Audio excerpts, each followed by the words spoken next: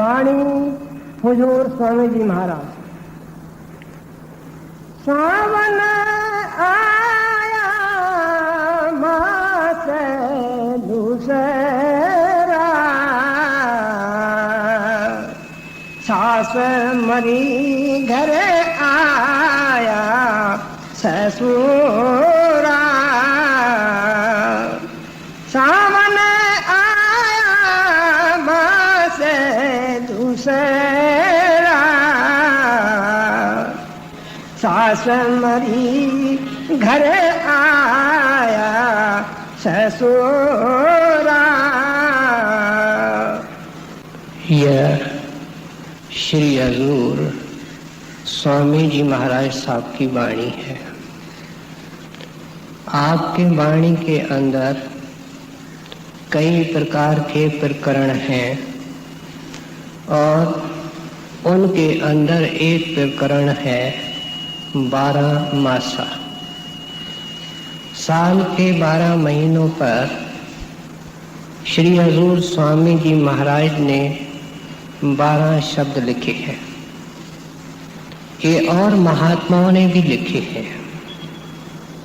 गुरु ग्रंथ साहिब के अंदर श्री गुरु अर्जन देव का 12 माह मिस्टिक पोइट्री के अंदर बहुत ऊंचा स्थान रखता है। उसकी पहली कड़ी हमने सुनी है, किरत कर्म के बिछड़े कर कृपा मेलो राम। लेकिन श्री गुरु अर्जन देव महाराज ने 12 महीने का वर्णन एक ही शब्द के अंदर एक साथ किया है। इस तरीके से तुलसी साहब का भी 12 मास है। उन्होंने भी एक ही शब्द के अंदर 12 महीने का जिक्र किया है। अब स्वामी जी महाराज के जब हम ये शब्द पढ़ते हैं तो इन्होंने हर महीने के अंदर जो ऋतु होती है, मौसम होता है, सर्दी, गर्मी, वर्षा, बसंत, फिर इन महीनों के अंदर जो त्योहार होते हैं जैसे दिवाली, होली इत्यादि, इनका जिक्र करके इनको परमार्थी रूप दिया है। अब क्योंकि हजूर स्वामी जी महाराज यूपी के अंदर हुए हैं, वहाँ साल आषाढ़ से शुरू होता है, इसलिए ये दूसरा महीना है।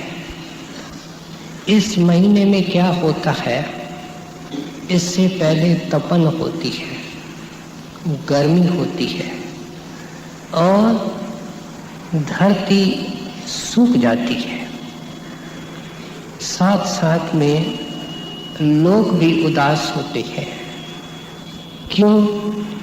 कि वर्षा का अभाव होता है, धरती फट जाती है, सब्जी, अनाज, चीज़ें महंगी हो जाती हैं, किसान का दिल मुरझा जाता है, आम आदमी परेशान होता है।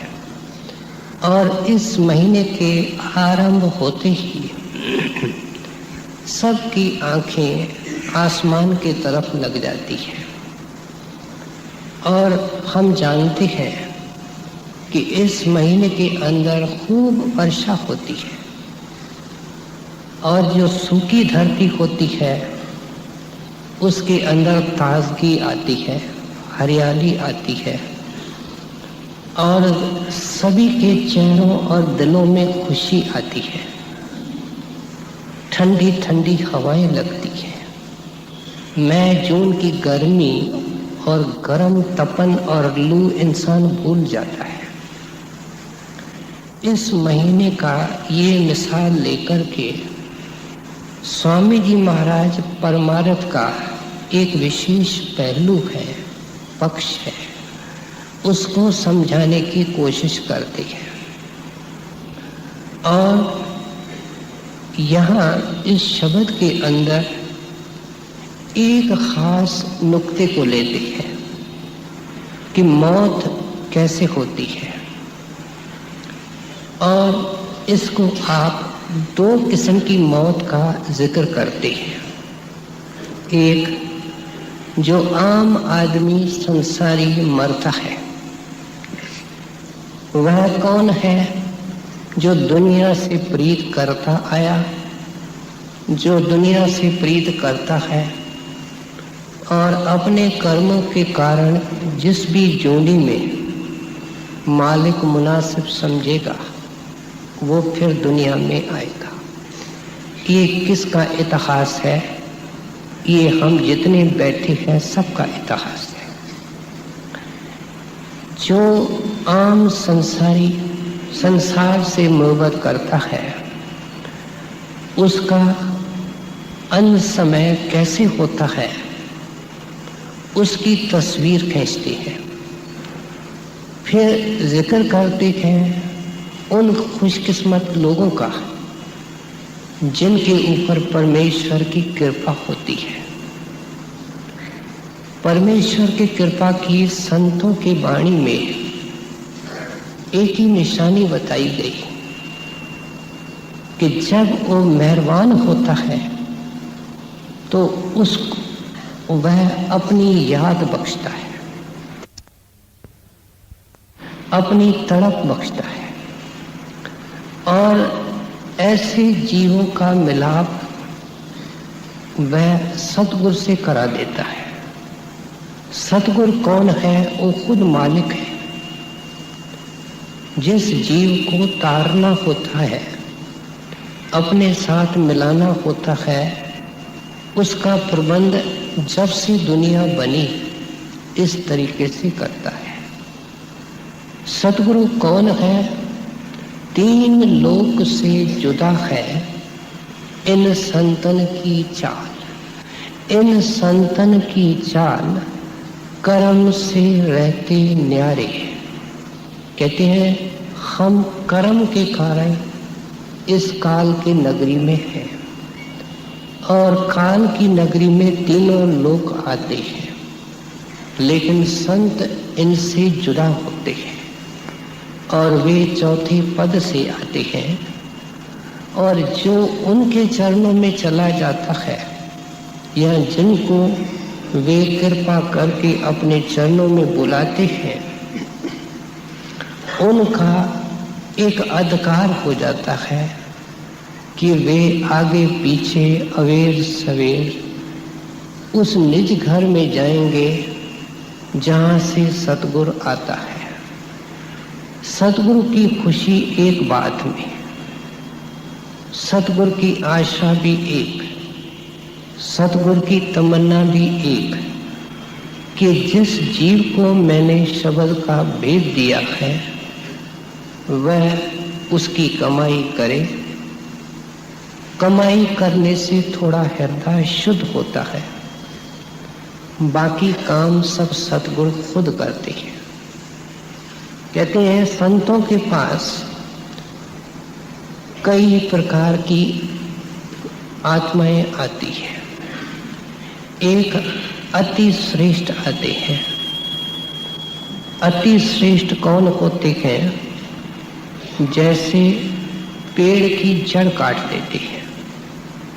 अगर पेड़ की जड़ काट देते हैं तो थोड़े अरसे के लिए उसकी टहनियाँ, उसके डाल, उसके पत्ते हरे होते हैं, लेकिन क्योंकि जड़ नीचे से कटी हुई है, इसलिए वो जो उनके अंदर पत्तों में, टहनियों में हरियाली नजर आती है वह भी टेम्पररी है, और कुछ दिन के बाद वो खत्म हो जाती है। ऐसी आत्माएं जो बहुत कुछ करके आई है, संतों की संगत भी की, नाम की कमाई भी की, और कुछ इच्छा ने संसार में लाया। ऐसे अति श्रेष्ठ सत्संगी जब नाम मिलता है तो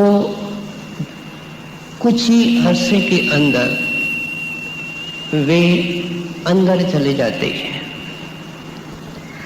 हमने हजूर महाराज के माताजी की वार्ता सुनी है कि उनको श्री बाबा जी महाराज रोज भजन में दर्शन देते थे।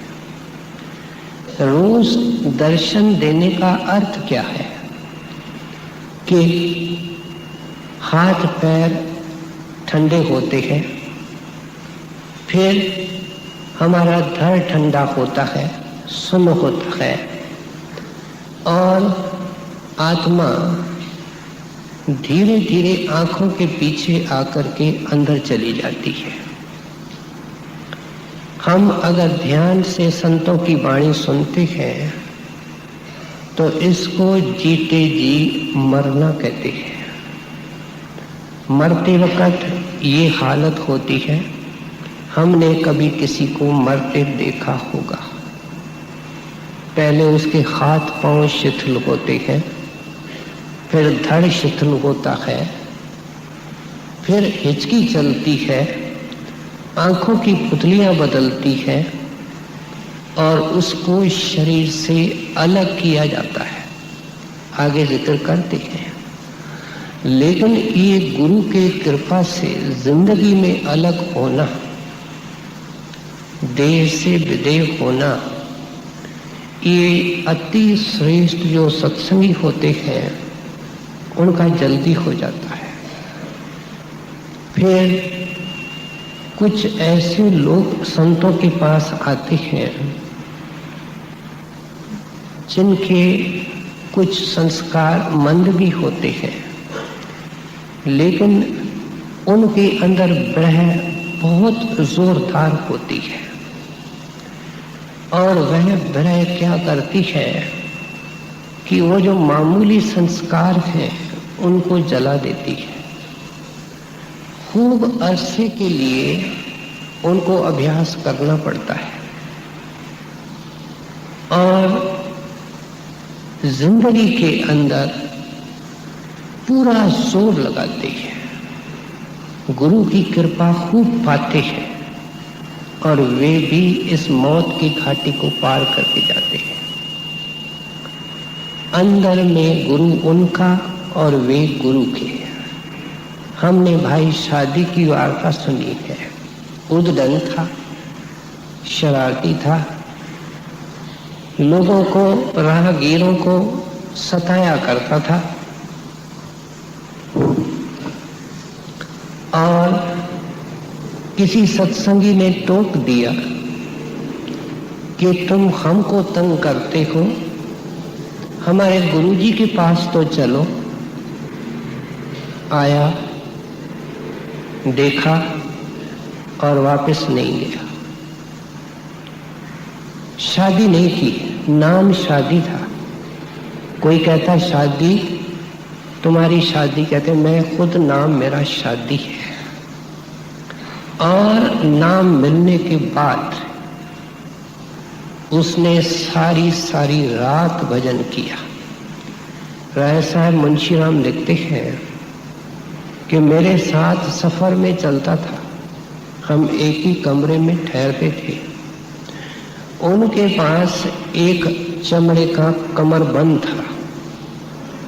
पीठ को सीधा रखने के लिए उसको बांध करके राय साहब लिखते हैं कि जब भी मुझे जाग आती तो मैं देखता वे बैठे होते थे। अंदर में गुरु ने खूब कृपा कर दी। मुसलमान था, उद्दंड था, लेकिन गुरु की कृपा और उसके विरह और मेहनत ने ये काम किया कि मौत की घाटी को पार कर दिया। उनके लिए मौत एक खुशी की घड़ी होती है। ऐसा अभ्यासी सिमरन के हद से भी निकल जाता है। सिमरन उसका अंदर में ऑटोमेटिक होता है और केवल आंखों में ध्यान रखता है तो शब्द उसको कुछ मिनटों में अंदर में ले जाता है और ये देह से विदेह हो जाता है, समाधि में जाता है। इस भाई शादी ने अपने चोले छोड़ने से 1 हफ्ते पहले मौजूद है सरकार के पास जाके बेनती की कि मुझे अब छुट्टी दीजिए। महाराज जी कहते हैं कि इतनी जल्दी क्या है? तो भाई शादी कहते हैं ऐसी ही मौज है। महाराज ने कहा मैं तो सर से जा रहा हूं, वहां से आ जाऊं तो फिर तुम चले जाना। कहते हैं मौज को आप जानते हैं, आप भोले बन रहे हैं। मैं चोला छोड़ूंगा, आपको तार करेंगे, लेकिन यहाँ के लोग आपके आने से पहले ही मेरा संस्कार कर देंगे। 1 हफ्ता पहले हुआ भी ऐसा। जब चोला छोड़ा तो डेरे वालों ने टेलीग्राम दिया, लेकिन तरह तरह के लोग होते हैं। महाराज जी आए, उनसे पहले उनका संस्कार हो गया। कहते हैं ये दूसरे किस्म के श्रेष्ठ सत्संगी। फिर प्रेमी। प्रेमी कौन है? जिनको नाम मिलता है उनकी दुनिया में गुरु आ जाता है। शौक होते हैं, रुचियां होती हैं, धंधे होते हैं, लेकिन सब तरफ से धीरे धीरे धीरे ख्याल निकल जाता है और जल्दी कुछ अरसे के अंदर उनके जिंदगी का फोकस, मरकज परमार्थ बन जाता है। सत्संग, सेवा, दर्शन और भजन नियम से बगैर नागे के करते हैं, बढ़ते हुए शौक से करते हैं। कहते हैं लेकिन कर्मों का बोझ इतना होता है कि जिंदगी में पर्दा नहीं खुलता, लेकिन सतगुरु उनका प्रेम देख करके 2 रोज, 4 रोज, 6 रोज पहले उनको जरूर बताता है। ये प्रेमी लोग, और जब बता के जाता है तो उनकी खुशी की कोई हद नहीं रहती है। शब्द के आनंद में समाये रहती है। खाना पीना छूट जाता है, बोलना बंद हो जाता है। बड़े महाराज जी का एक प्रेमी सत्संगी था। उम्र काफी हो गई, बीमार रहने लगा और बीमारी लंबी हो गई। किसी प्रेमी प्रबंधक को कहा कि मौजूदा सरकार के पास बेनती करो कि या तो हमको बिस्तरे से उठाएं या हमको लेके चलें। जब संदेश पहुंचाया गया तो हजूर ने हुक्म दिया कि उनको कहो कि मालिक के मौज में रहें। वापस आकर के संदेश मिला, दूसरे दिन उनका ख्याल अंदर लग गया।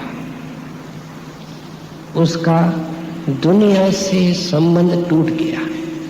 उसका खाना, बल्कि पानी भी कभी कभी उसके मुख में डाला जाता था। अंदर में शब्द से जुड़ा हुआ था, बोलना पसंद नहीं करता था। अगर कोई खास प्रेमी उसकी बहू पूछती कि बाबा क्या हुक्म है, तो कुछ जवाब नहीं देते थे। लेकिन चोले छोड़ने से कुछ दिन पहले दिन बता दिया कि इस दिन का हुक्म है। अब सत्संगी आ गए। सुबह से ही सुबह हो गई, दोपहर हो गई, शाम हो गई। रात के 8-9 बजे समय हो गया, 11 बजे प्रेमी चोला छोड़ के गया। उसी दिन, जो दिन इसने बताया। स्वामी जी महाराज कहते हैं कि जो संतों के जीव होते हैं उनका अंत वेले क्या क्या हाल होता है, क्या क्या उनकी अवस्था होती है। फिर वे लोग होते हैं जिनका एक पांव दुनिया में होता है, दूसरा परमार्थ में होता है। कभी दरवाजे के अंदर देखते हैं, कभी दरवाजे के बाहर देखते हैं। फैसला नहीं कर पाते हैं कि किस चीज को पकड़ा जाए। सत्संग में आएंगे, बड़े प्रेम से आएंगे, फिर कोई अभाव लेकर के कुछ अरसे के लिए छोड़ देंगे, फिर वापस आएंगे, सेवा करेंगे तो केवल बाहर मुखी नजर रखेंगे, दिखावे की करेंगे, गुरु की प्रसन्नता पाने के लिए नहीं करते हैं, अपने आत्म उद्धार के लिए नहीं करते हैं, केवल नुक्स निकालते हैं। ये भी सत्संगी है। और फिर सत्संग में कभी चित्त एकाग्र हो गया, कभी नहीं हुआ। भजन में बैठते हैं तो कुदरती जब पांव दुनिया में है तो थोड़े देर अरसे के बाद उदास हो जाते हैं। कहते हैं भाई ये काम हमारा नहीं है। मन में सोचना चाहिए कि अगर ये काम उनका नहीं है तो गुरु ने बताया क्यों? उसको पता था जब बताया कि ये हो सकता है। बड़े महाराज जी के पास जब कोई शिकायत करता था तो महाराज जी एक उत्तर देते थे कि ये बहाना है, ये उज़र है और मन के उज़र है। कहते हैं ऐसे जो सत्संगी होते हैं उनका अंत वेले क्या होता है? अंत वेले उनको तकलीफ होती है। क्यों? कि उन्होंने भजन किया नहीं, जिंदगी निर्मल रखी नहीं और अभ्यास करके शरीर से अपने चैतन्यता को हटाया नहीं। मौत के वक्त तो हटेगी। अब संत कहते हैं कि रोज रोज करो। रोज रोज करने से थोड़ा थोड़ा ये काम होता है, धीरे धीरे होता है।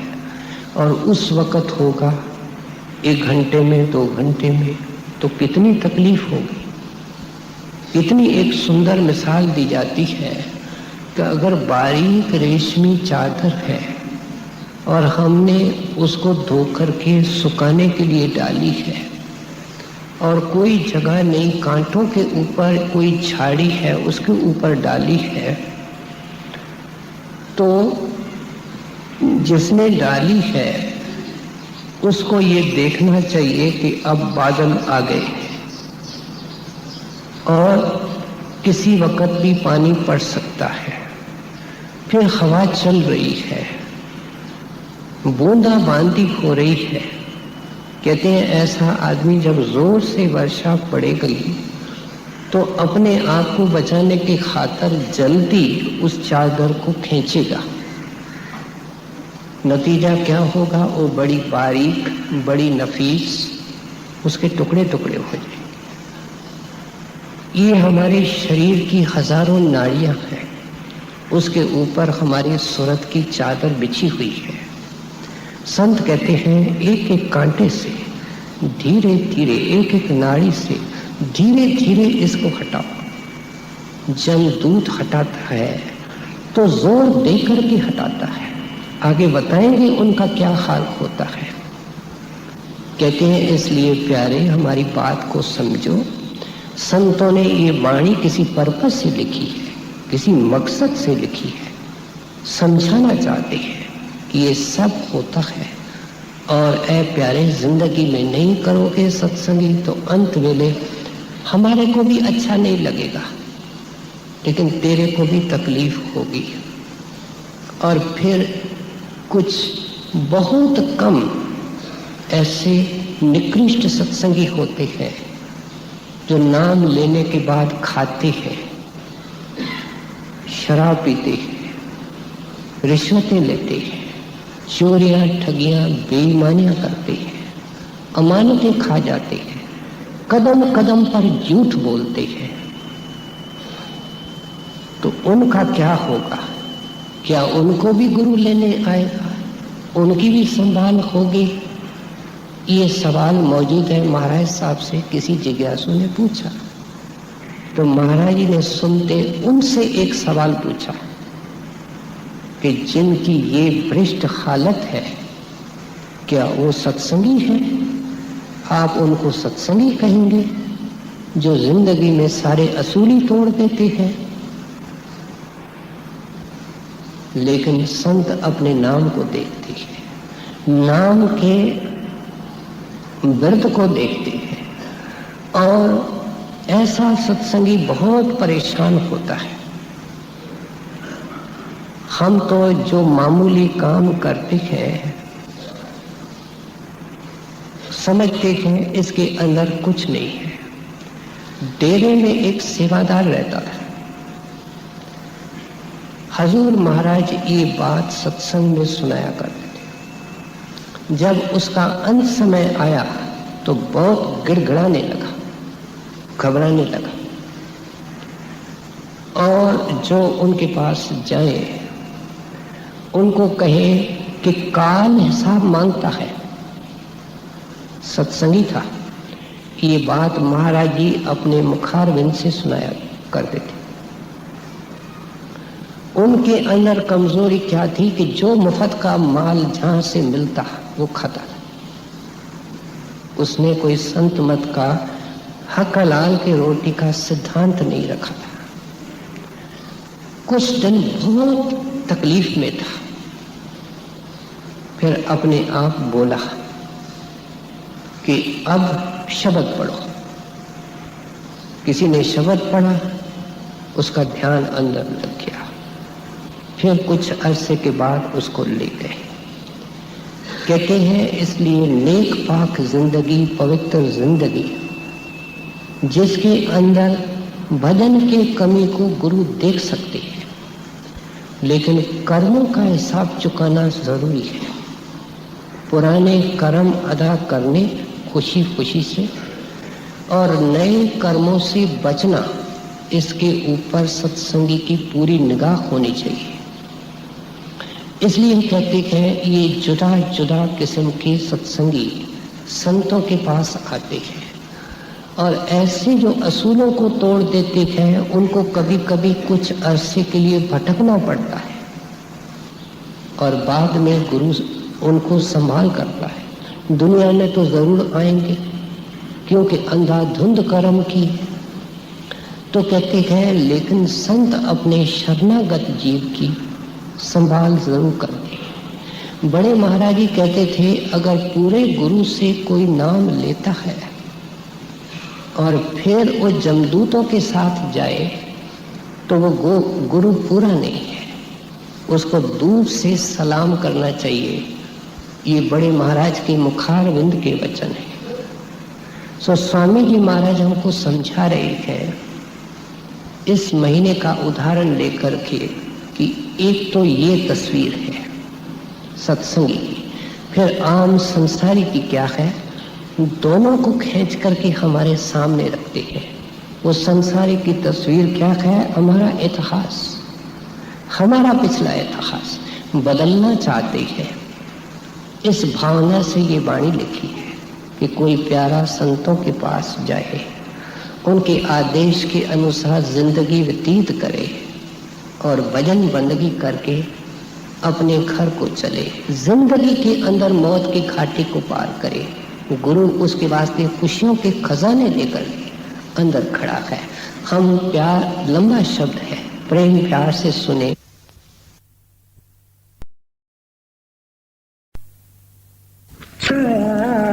ससुरा काली घटा श्याम मन हुआ, श्याम कंज में यह मन मुआ। कहते हैं सास मरी घर आया ससुरा। जब लेकिन सत्संगी के मन की अवस्था क्या है? काली घटा श्याम मन हुआ। इस महीने के अंदर काली काली घटाएं आसमान में आती हैं। एक एक मिसाल इस महीने की देंगे जो बाहर होता है और फिर उसको अंतर्मुख समझाने की कोशिश करेंगे। कहते हैं काली कितनी घनघोर घटाएं आती हैं। इस तरीके से मन भी आम सत्संगी का स्याह होता है। ये जो मेरा सतगुण है, गुरु साहब वाणी के अंदर लिखते हैं, रोग रहित मेरा सतगुर जोगी, निर्मल एक वो मालिक है। बाकी किसी को कम मैल है, किसी को ज्यादा मैल है। कहते हैं मैले हम सब हैं और जिंदगी में अगर पर्दा नहीं खुला, पापों का बोझ है, कर्म है, तो भी सतगुर अंदर से तौज देते हैं और इसका मन और आत्मा सूरत सिमट करके अंदर आते हैं।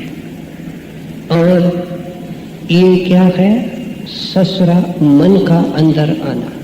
जब ये अंदर आता है तो सांस मर जाती है। क्या माया, दुनिया के ख्याल खत्म हो जाते हैं और अंदर में क्या होता है? कहते हैं श्याम कंज में ये मन मुआ। मन का मरना मतलब है मन का निर्मल होना।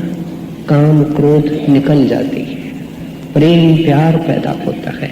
श्याम कंज कहाँ है? हजार बत्ती की ज्योत, सहस दल कमल, उसकी पंखड़ियों की ज्योत के अंदर जो खुशी, शांति और ठंडक है और जो आनंद है, ये जो आम तौर पे आदमी मरता है और उसके पीछे ज्योत जलाते हैं, दीवा जलाते हैं, कोई बाती जलाते हैं, ये सब अंदर की नकल है। अंदर उस ज्योत को देख करके मन निर्मल हो जाता है, शांत हो जाता है और इसको दुख भी होता है कि देखो मैं कैसा और गुरु की कृपा कैसी। आगे सुने। काली घटा श्याम मन मुआ, श्याम कंज में यह मन मुआ। गरजे बादल चमके बिजली, मनसा मोड़ी आशा बदली। सूरत निरत की झड़िया लागी,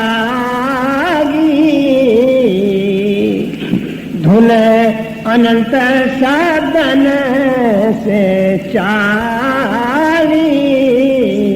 अब इस महीने में कहते हैं बादलों की टक्कर होती है। कई बार जोर जोर से टक्कर होती है, सुन के घबरा जाते हैं और जब टक्कर होती है तो रोशनी पैदा होती है, जिसको लाइटनिंग कहते हैं। कहते हैं अंदर में सत्संगी ये देखता है, अंदर में बिजली चमकती है, अंदर में बादल बरसते हैं, उनकी टक्कर सुनता है। कबीर बादल प्रेम का हम पर बरसा आए, अंतर भीगी आत्मा हरा भया बन राय।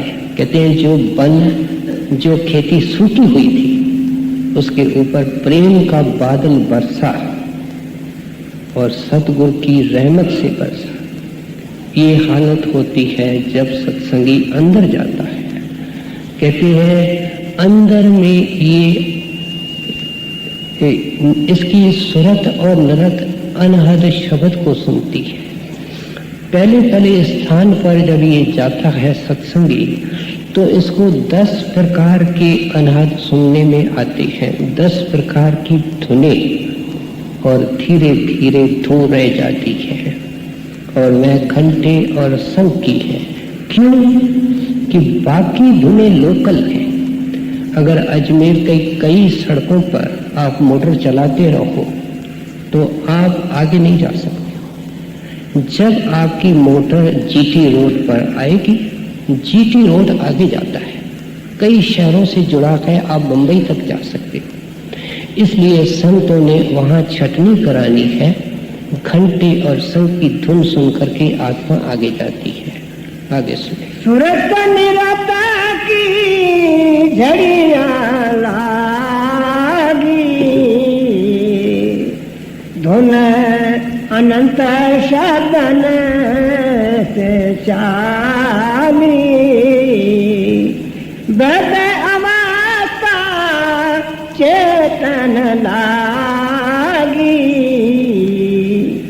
काले आए जब सिर पर गाजी, जमपुर से अब सतगुर राखे, बहुत के जीव मौत दर ताके। अब यहाँ कुछ अलग किस्म के लोगों का जिक्र करते हैं। कहते हैं एक तो बूढ़े, वृद्ध अवस्था चेतन लागी, उनको बुढ़ापे के अंदर नाम मिला, उनकी जिंदगी की शाम है और रात आ जाती है, क्या मौत आ जाता है। दुनिया से मोह कायम है, दुनिया की इच्छाएं कायम है। अब जब अंत समा आता है तो बेहद घबराते हैं। याद रखें कि सत्संगी के अंदर भी काल है। अंदर में 3 रास्ते हैं, एक दायां, एक बायां और एक बीच का।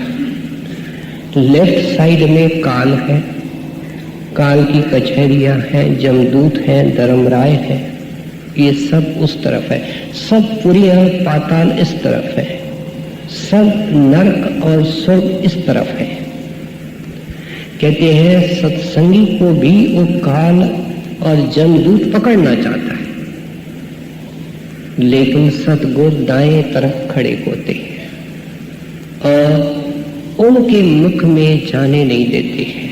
उस वक्त ये बहुत घबराता है, क्या होगा क्या होगा। मौत कोई आसान काम नहीं है।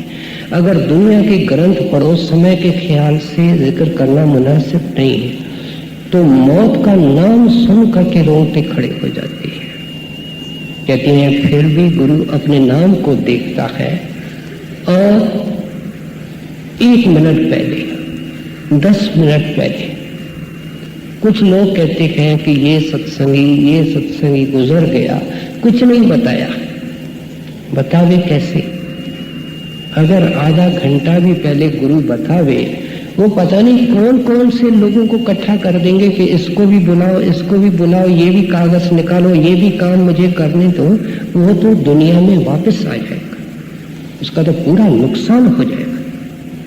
सदगुरु बड़े सुजान होते हैं, उनको वो बताता है जो मेंटली अंदर तैयार होता है, जो मौत का स्वागत करता है, अंदर जाना चाहता है, दुनिया गंदी में वापस नहीं आना चाहता है।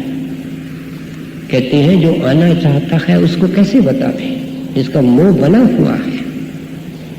लेकिन उस बुढ़ापे के अंदर जो थोड़े अरसे के पहले नाम मिला, कोई नाम की कमाई नहीं हुई, गुरु से प्रीत नहीं हुई, कोई मन निर्मल नहीं हुआ, उनकी भी रक्षा करते हैं। एक बुजुर्ग था, उसको बुढ़ापे में नाम मिला और उसका अपने छोटे छोटे पोतों से बहुत प्यार था। उसके ग्रैंड सन्स, दुनिया के लोग मकबूल करते हैं कि ये राधा स्वामी है, 1 मिनट इन बच्चों से अलग नहीं हो सकता, ये मरेगा कैसे। जब उसका अंत समय आया तो हजूर ने कृपा करके थोड़ा अर्सा पहले अपनी दात बख्श दी। दात क्या है? शब्द। गुरु भी शब्द है। उसको अंदर में वो रस आया, इसने एक छड़ी रख दी अपने बिस्तर पर कि मेरे नजदीक अगर कोई बच्चा आया तो मैं उसको पीटूंगा। क्या हो गया कि अंदर का आनंद आ गया, समझ गया। ऐसा प्रेमी अपने आनंद के विघ्न में एक मिनट का, अपने आनंद में एक मिनट का विघ्न भी पसंद नहीं करता। कहते हैं उस बुजुर्ग की भी लाज रखते हैं, फिर ये प्रीत का मार्ग है। कुछ ऐसे लोग होते हैं जो उम्र के कारण या किसी और मजबूरी के कारण उनको नाम नहीं मिला हुआ है, सतगुरु से प्रीत करते हैं। स्वामी जी महाराज कहते हैं वो भी कहीं नहीं जाएंगे, वो गुरु के पास जाएंगे। हजूर के खानदान में उनका एक पोता पैदा हुआ, बचपन से बीमार बिस्तरे पर, उसने सेहत देखी ही नहीं। पाकिस्तान के संकट में हजूर चोला छोड़ गए और उसने भी देखा कि मेरा चलने का वक्त है। 10-12 साल का हो गया। वो कहता था घर वालों को मेरा क्या होगा, मैं गुरु घर के अंदर पैदा हुआ, मैं नाम से खाली रह गया। एक अति प्रेमी घर वाले ने उनको कहा कि तुम हजूर की तरफ देखो, मुख रखो और प्रार्थना करो। दूसरे दिन बहुत खुश कहता है मुझे महाराज जी अंदर में आकर के नाम बता के गए, पूरा नाम सुना दिया। सूक्ष्म रूप में नाम मिलना ये होता है, कभी कभी ऐसे केसेस होते हैं। और नाम पूरा सुना दिया और कहा कि महाराज जी मुझे कहते हैं तेरे को बड़ी अच्छी जगह में ले जाऊंगा। 2 दिन उसके बाद जिंदा था, अपने ही आनंद के अंदर था। कहते हैं ये भी लोग होते हैं। फिर ऐसे लोग भी होते हैं जिनका कोई पिछला संस्कार शुभ होता है और उनकी संभाल करने का संत एक तरीका निकालते हैं। बड़े महाराज जी एक बार काले बाग गए, कार में जा रहे थे, अचानक कार खड़ी कर दी, उतर करके खेत में चले गए।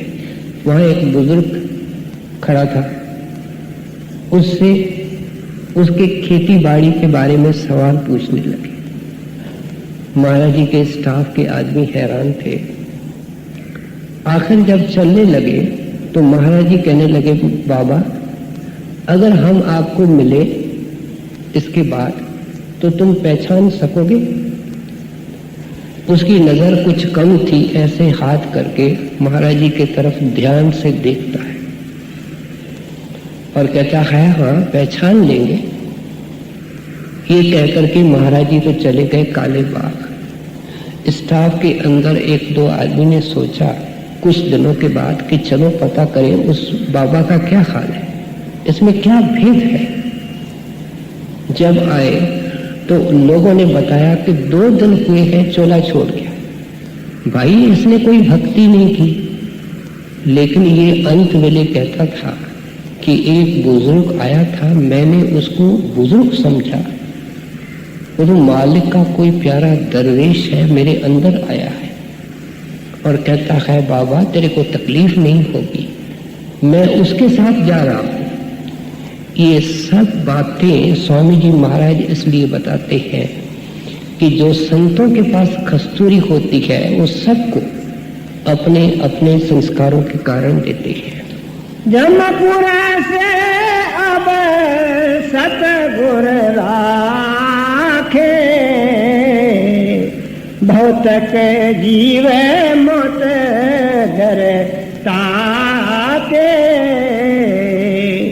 काल घटा जब आकर छाई,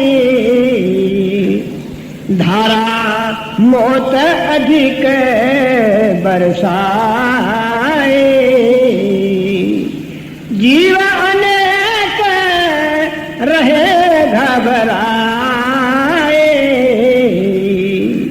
काया गढ़ उन दीन ढवाई। जमपुर जाए जीव पछतावे, जम के दूत नित बहुत सतावे। नाना काट दे पल पल में, फिर फांसी डाले गले गले में। कुंभी ना कमाई दे गोते, जीव सहे दुख अति कर रोते। अब संसारी की तस्वीर, हमारा पिछला इतिहास जिसका हमको पता नहीं, ये संतों ने बताया है।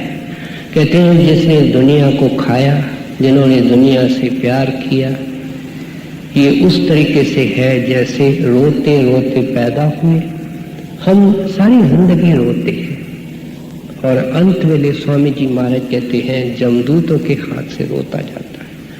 जनता आया, जनता जिंदगी के अंदर रहा और फिर जाकर के अंदर नरकों की आग में चला। कहते हैं उसको जब जमदूत पकड़ने आते हैं, वो कहता है भाई दया करो। कहती है हमको तो इस मकान को गिराने का हुक्म है, काया नगर दीना डाय। कहते हैं हमारे को तो इस शरीर के नगर को, महल को, इस इंसान के शरीर को गिराने का हुक्म है। इसके अंदर जो सार सत वस्तु है वो निकालेंगे और ये मिट्टी बनेगा, खाक बनेगा। ये कहता है इस शरीर से इतना मोह कौन निकले। कहते हैं उसकी मुट्ठी इतनी जबरदस्त है कि इसको खींचता है। किसी का पेशाब निकल जाता है, किसी का पाखाना निकल जाता है, कोई चीखे मारता है। कहते हैं कोई दया नहीं करता। कभी कभी इसकी जान इतनी शरीर में अटक जाती है कि वो जमदूत अटकन करते हैं। इसका भाई गुजर गया है, किसी की पत्नी गुजर गई है, या किसी औरत का पति गुजर गया है, उसकी आवाज बनाता है जमदूत अंदर से, और वो कहता है कि मैं इधर खड़ा हूं तो क्यों घबराता है, मेरे पास आ जा, मैं यहां हूं। उस आवाज के पीछे जाकर के ये काल के जमदूत के मुख में जाता है, इसको पकड़ लेते हैं, शरीर से अलग हो जाता है। कहते हैं अंदर में कंप्यूटर है सत्संगी, तेरे अंदर भी है। उस कंप्यूटर में ख्याल भी टाइप होते हैं, केवल कर्म नहीं होते हैं। कहते हैं पूरे कंप्यूटराइज्ड लेखा इसके सामने रखा जाता है। कहते हैं बोल भैया, सिर झुकाता है। इसको नरकों की सजा दी जाती है। क्या क्या वहां देखता है। कहते हैं कुंभी नर्क में इसको भेज देते हैं। कुंभी, कुंभ का मतलब घड़ा है, वो उस तरीके से बना हुआ है। हजूर फरमाया करते थे दुनिया सारी का पेशाब और पाखाना इकट्ठा करो तो इतनी बदबू नहीं होगी जितनी उस कुंभी नर्क के अंदर है। उसमें जीव को डुबकियां दिलाई जाती है, इसका सांस घुटता है, सिर ऊपर करता है, जमदूत डंडे मारती है, इस सिर नीचे रखने का हुक्म है। कहते हैं वहां कोई नहीं सुनता है। जब ये दया के लिए दरखास्त करता है तो कोई दया करने वाला वहां है नहीं, क्योंकि वो न्याय डिपार्टमेंट है। बल्कि चारों दिशाओं से ये आवाज आती है मारो मारो और खूब मारो।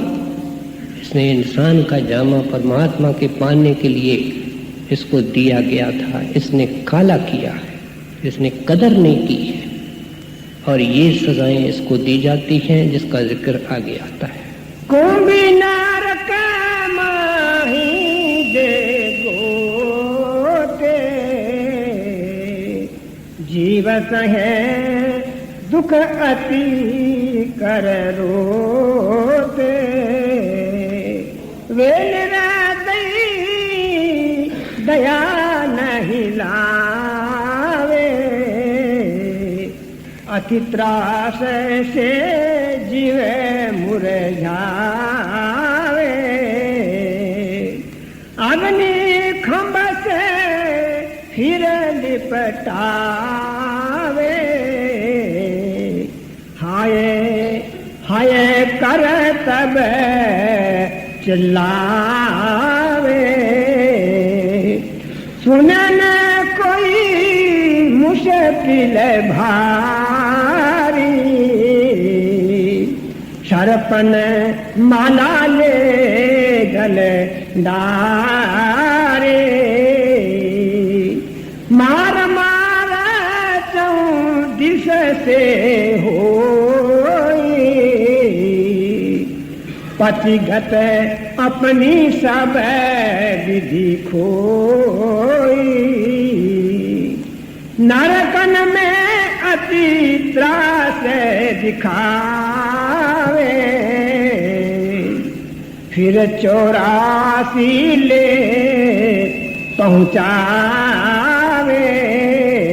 कहते अग्नि के स्तंभ हैं, उनके साथ लिपटाया जाता है। किसको? जो अमानतें खा गए, जिन्होंने लड़कियों के ऊपर पैसे लिए हैं, कहते हैं जिन्होंने चोरियां, ठगियां, बेईमानियां की हैं, और ये सब सजाएं दे करके इसके सुधारने के लिए दी जाती है कि इसके मन पर अच्छी तरह अंकित हो जाए कि इंसान का चूल्हा भक्ति के लिए है, और जब इसको वापस मिले तो उसको सोचे।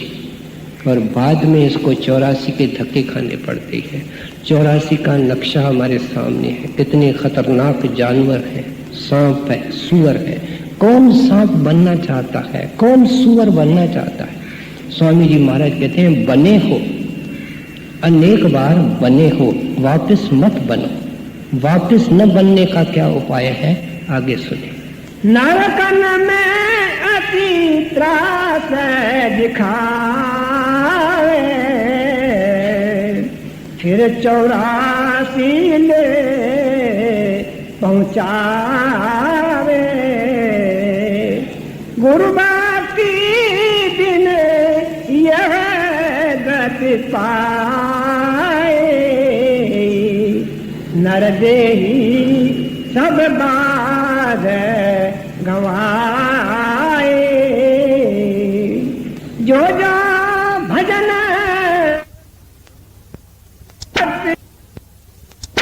से चूके, तिनके मुख जम पल पल थूके, ऐसी कुगति होएगी सबकी, जो नहीं धरे सतगुरु की। कहते हैं सबकी होगी ये हालत। मानो समाज की सेवा करता है, देश की सेवा करता है, कोई और शुभ कर्म करता है, कहते हैं सबकी ये कुगति होगी। और उसकी भी होगी जो पिछलों की टेक लेता है कि जो नहीं धारे सतगुर अब की, जो इस वक्त का सतगुर है, रूहानी शहंशाह है, उसके शरण में नहीं जाएगा, उसकी ये हालत होगी। ऐसी कुगति होएगी सबकी, जो नहीं धारे सतगुर अब की। सतगुरु बिना कोई नहीं बाचे, नाम बिना 84 नाचे। धन्यवाद हम सतगुरु पाया, चढ़ी सूरत मन गगन समाया। सोन मंडल जय झूला झूली, सामन मास लिया फल मूली। सखिया सब मिले गावन लागी, माया ममता देखत भागी। सभी सुहागिन झूले घर घर, पिया अपने को हिरे दे धर धर। पिया विमुख पर से बहुना जिनके पति परदेश सिधारी, तिनको सावन काला नागा, डस डस खावे लागे आगा। बाहर बरसारी नदी में होई, घट में उनके अगन समोई। अग्नि लगी मनो तन मन फूका, उनके भावे पड़ गया सूखा। तीज त्योहार कछु नहीं भावे, मन में दुख नहीं हरे से समावे। पिया बिन सावन कैसा आया, जेठ तपन जस जीव जलाया। जीव जले दिल अगन में, क्यों कर शीतल होए। दिल बरसा पिया बचन के, गई तरावत खोए। जिनको कंठ मिलाप है, तिन सूखे बरसत नूर। घट शीतल हृदय सुखी, बाजे अनहद तूरे। अब समय के ख्याल से बाकी हिस्सा हमने सुना। आखिरी दोहों के अंदर भी एक मनमुख की तस्वीर है, एक गुरु के प्यारे की तस्वीर है। कहते हैं एक तो अग्नि के अंदर जलता है, माता के गर्भ में जला, दुनिया में आशा तृष्णा के आग में जला, अंत वेले शमशान भूमि में चला, बाद में जाकर के नरकों में चला। कहते हैं दूसरी तरफ कौन है जिनके चेहरे पर नूर है, खुशी है, भजन किए है, और जो इंतजार करते हैं कि इस गंदी दुनिया से हमारा छुटकारा करके सतगुरु ऊपर ले जाए। बड़ा सुंदर विषय है जिसको इस महीने का उदाहरण देकर के स्वामी जी महाराज ने समझाया कि दुनिया में दो किस्म की मौत होती है। एक आम संसारी जिसको जमदूत पकड़ने आती है,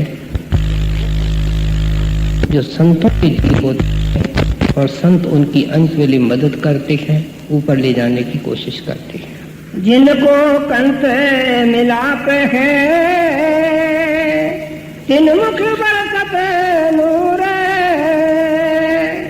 घट शीतल हृदय सुखी, बाजे अनहद तो